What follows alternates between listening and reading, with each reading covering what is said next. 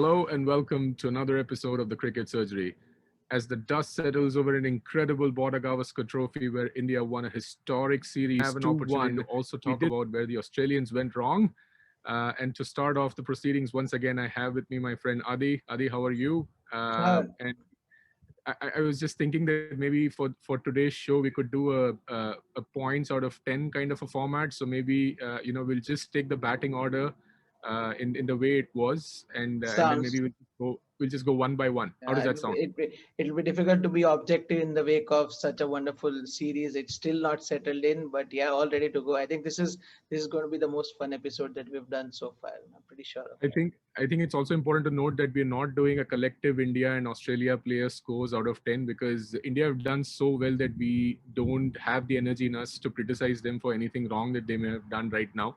I There's think hardly they anybody you can fault for their efforts, and with that kind of a team to deliver that result, pretty sure all 20 of them did a wonderful job. So yeah, I think Australia are the ones who have a lot of questions to answer, and maybe we are yeah, the ones to ask them some a lot of open questions. questions remaining. Let's start off with the batting order once again. And so, Adi, let's start off with Joe Burns, who opened the innings for Australia in the Adelaide Test. He was given a run of two more tests. Coming into the series, Joe Burns wasn't having a great time. He was having a middling tour, even in the warm-up games. But I mean, Australia keeps searching for that elusive opener who could really cement the top order along with David Warner. But even with Warner's own diminishing returns, it's just looking really tough. Uh, my personal score for Joe Burns would be maybe a 4 out of 10, especially given that he did get that one solitary half century after a lot of missed chances by India. What are your thoughts on Joe Burns? He was having a torrid time before the series started, and he was a marginal selection for the test too. I think he got a run of two tests only because David Warner wasn't available, and Will Pukowski again got shattered, just before the test series started. So, if you look at his numbers, he scored 63 runs in 4 innings in this series at an average of 21. But that included a 51 not out in one innings where India were completely flat coming out of that 36 all out. So in the innings that mattered, he got 12 runs in like 3 innings, and it's a really, really shoddy series that he had. He dropped a catch too. So all said and done, I think 2 out of 10 for me.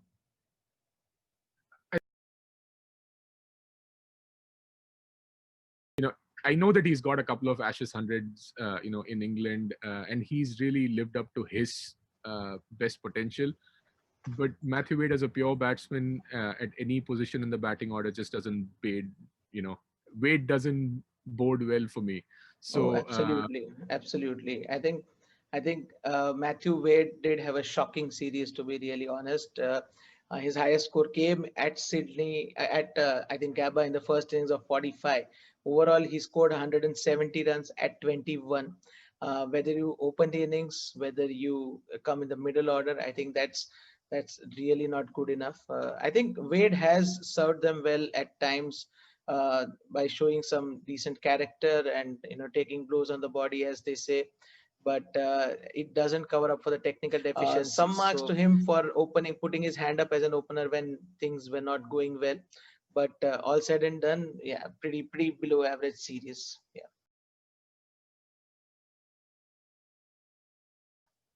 talking of the openers in general, I think it's also important to note that it is looking pretty bleak right now for Australia in terms of their reserves as well when it comes to openers. So David Warner is clearly, not the batsman he once was, especially given his recent groin injuries. He's getting older.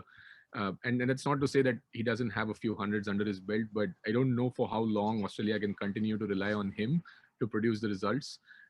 And Pukowski keeps getting injured, and then there's Marcus Harris. I am really honestly not sure why he's constantly, brought back into the team. He averages some 28, 30 odd in Test cricket. It's just looking really, really bleak for Australia when it comes to the top order right now, especially the opening batsman. Absolutely. I think the fact that they had to bring a 60% fit Warner to just come there as an opener just showed how poor they were in terms of their search for openers. Normally, an Australian side would not have played anybody who was less than 100% fit. But you could clearly see even when the first turn that Warner took at Sydney, that he was absolutely struggling and he was having a real torrid time. But well, they had to play him. They even played him at the Gabba, and the returns are there to see. 67 runs in the series, of course, in two test matches at 16.75. Again, that included a 48 in the last innings at the Gabba when India were just trying to stall things to help them set a long target. So, poor fielding. Man really couldn't run. But I don't know how much of it is to be blamed, on Warner for this, because he clearly wasn't fit, wasn't in the frame of mind to play. So of course, body wise, I think his body is holding up way more than it used to be. I think we used to compare him to Virat Kohli in terms of the energy and the attitude that he used to bring on the field. And of course, there's no denying the 24 test hundreds that he has. So as you said, I think probably he's got a lot of runs under him still, maybe 2-3 thousand more, but none of that will really, offset the damage that he did to the team, or the team did by bringing him in when he was not fit. So yeah, my Yeah, marks definitely. for Warner would be like 4 out of 10 max. I think that's a very fair point, and I think a lot of this blame has to lie with the coach as well. I remember, you know, when David Warner was being brought into the team, Justin Langer was asked at that time, why are you doing this? This is not a man who looks even remotely close to being fit for Test match cricket. And he was again like evasive in the way in which he answered that David Warner brings this energy to that. I honestly don't understand what energy you can bring to the table when you don't have the energy to complete a sprint, complete a run. Um, Limping painful in the first over of a test match when you're going to get that second run. I think that would be pretty deflating for the dressing room if I was asked. Exactly. I think it's a bad message to send to your team that a 60% fit, 34, 33-year-old opener is way better than anybody else that we might be able to produce for such a series, and that kind of sets the tone. A lot of this blame, I think, lies with Justin Langer in the kind of team. But I honestly don't know if there are anybody else for them to kind of pick from. Like I said, Isn't it's isn't isn't that a cause of worry for the Australian cricket? Not even having Matt any good Renshaw, I think, openers. is now plays like in the middle order for his state He was team. without a contract for a while. He seemed to be a promising talent. They brought Burns for his like fourth or fifth stint, and it just came a cropper. It And just then Usman Khawaja as well. I would have personally thought that, given how torrid the state of affairs are in terms of opening the innings for Australia, I think even Usman Khawaja would have been a really good choice to kind of bring in. I don't know what happened to his career, and I think it's really, really sad that, like nobody put their hands up and took any sort of responsibility or blame for his career coming to a premature end. absolutely, Um, absolutely. yeah, so let's move on to the middle order now. So as far as I'm concerned, I'd give David Warner a 2 out of 10. I wouldn't even give him a 4 because he should have been the first person who should have said that I'm I'm not not. ready to play. My playing will jeopardize the results rather than kind of aiding it. So I'd give him like a 2 out of 10. Um, let's move on to the middle order. One of the biggest fears that we had coming into this series, obviously nobody could have guessed, what eventually did happen. Uh, Eventually, Labuschagne made more runs than Steven Smith throughout the series. Over the Labuschagne course was of the Labuschagne was the highest scorer of the series by some distance, actually. yeah, So yeah, and I think I mean, to start off, Labuschagne got a lot of chances. We kept dropping him again and again, and somehow he still managed to limp along to a 40 to a 50. He grifted really, really hard, and for once I think he would have realized that breaking up hundreds in the manner that he did last year, it was not the same against India. absolutely. I think a cat has 9 lives, but Labuschagne had 11 in this series. So, his numbers are pretty decent. In fact, very decent considering the kind of bowling that was on offer on the opposite sides. So, 426 runs at 54 with that one century at the Gabba. But you look for impact at your number three, right? In impact in terms of winning the matches, or setting up the matches, or just providing dull resistance. I think that seemed to be missing. What was seen last summer in Labuschagn's batting was absolute gung ho, big, huge scores, 170s, 180s. Obviously, it was not going to be that easy with the likes of Jasprit Bumrah and all these are around. second season But blues. He seems to be a class batsman and pretty well suited for the needs of Aussies at number three. But this series was kind of a human effort for him. The effort was visible in, as you said, the way he got to his 40s.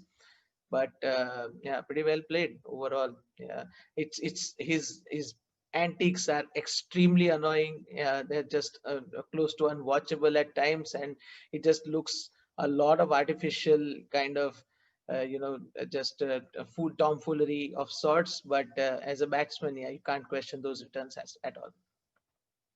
What do I you say think, about him? yeah, absolutely. I think like Labuschagne also takes after Smith in more ways than one. I think he really emulates Steven Smith in the manner in which he bats, in the manner in which he calls for runs, which is good. I mean, like as long as it's working for him, it's great. So, not too much can be said about this was also his kind of first tour against India, and it was very clear that everybody struggled, and so did Labuschagne. But he worked through it, and he grifted, and at least he cared about his wicket. So from me, it's about like a 7-ish out of 10 for Labuschagne, especially given that he did get that century at the Gabba as well. Not a bad innings at all. Absolutely, 7 out of 10 is a fair call. Yeah.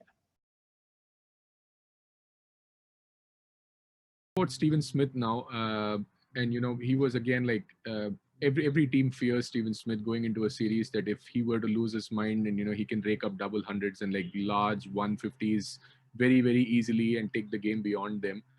And we were also we had reasons for concern as well. Steven Smith averages close to 70 or 80 against India. His record against India is phenomenal, but it was just absolutely incredible that he was found out by top quality spin and Ravi Ashwin, as well as Siraj in that last test. I could not believe that delivery. I don't think Steven Smith's ever gotten out that way.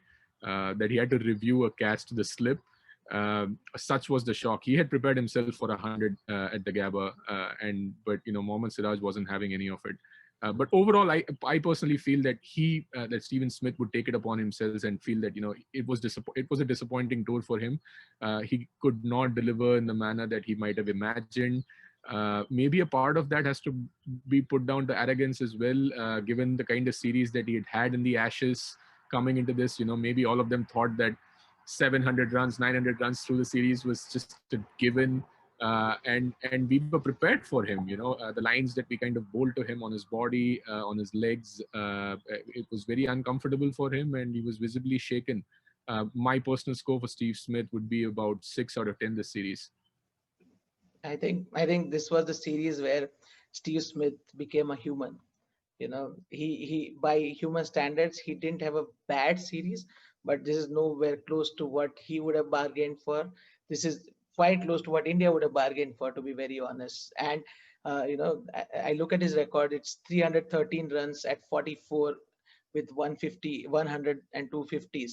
But truth being said, the first half of the series he scored 10 runs in the first two tests combined in four innings. And I think that was the undoing and giving of a message that India were not going away, again on a leather hunt by Steve Smith.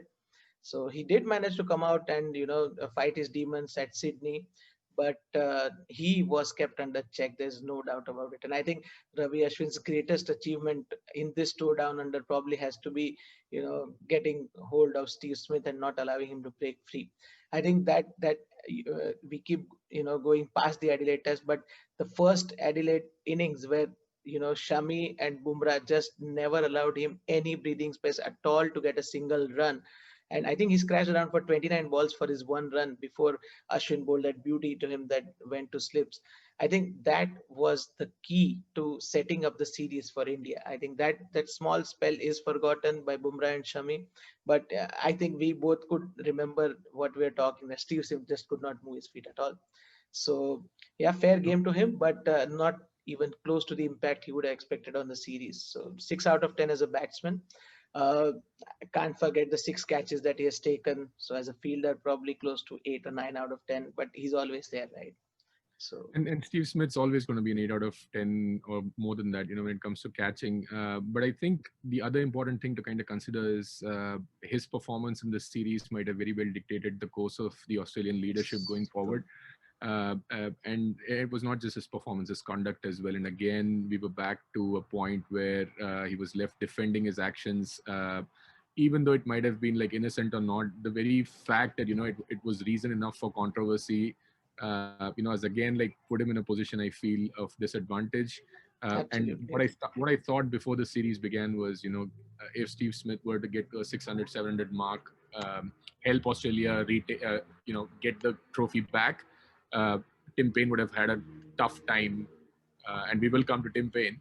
Tim Payne would have had a tough time to continue as captain, but after this performance and his conduct on the field, I think that's still very much far away in the Yeah, in I the think I in think he's put himself out of the captaincy race by some small quirky things. Again, it's all justification of the quirky behavior that you might feel, but absolutely, you're right there. The conduct part is very important, and he just seemed to mess up that. and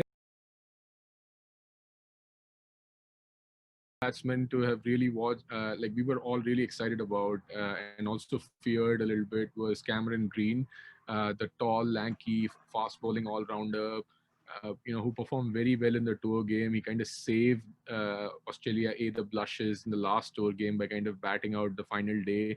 It definitely seemed like this was probably Jacques Kallis or Joel Garner.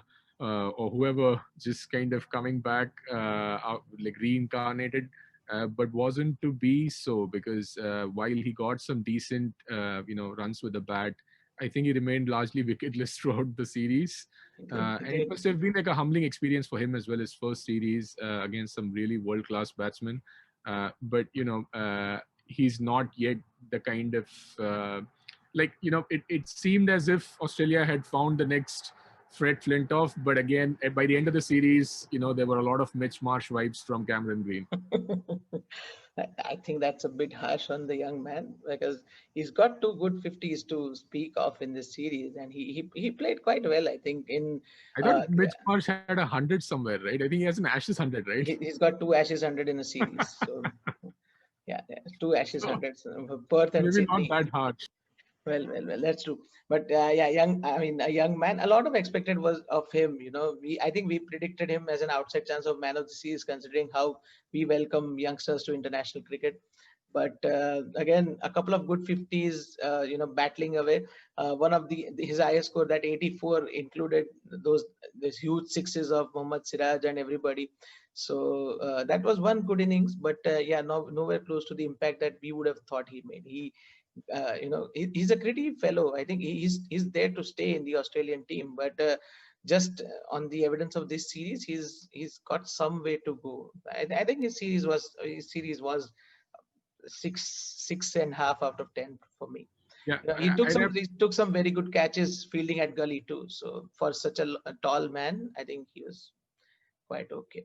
I think the one criticism, again, one of the many criticisms of the Australian think tank has to be not using him as a bowler at all, almost not at all. I mean, you would have thought such a guy with such physical attributes, bowling close to 140 kilometers an hour regularly, would be used more often to give rest to that tired bowling attack. But he was hardly ever used. I mean, you would have thought that on day five pitches at Sydney and the Gabba, they would use him well, but not to be. So yeah, he still remains an enigma, but I think he'll be there. He'll bat at probably 5 or 6. So I think it's important to note that how he was utilized throughout the series and how a youngsters kind of introduced to Test cricket is also equally important. that's true. And I think again, like Tim Payne and the management lost an opportunity over there. Multiple times he came on to bowl very very late in the innings. In spite of the fact that it wasn't like India were running away with the match No, never. early on, I think there were good opportunities to introduce him, give the fast bowlers a break every now and then. But he was majorly used as a Labuschagne leg break kind of an option, which I think would have dented his confidence as well. But hopefully Cameron Green can come back strong and continue to perform for Australia.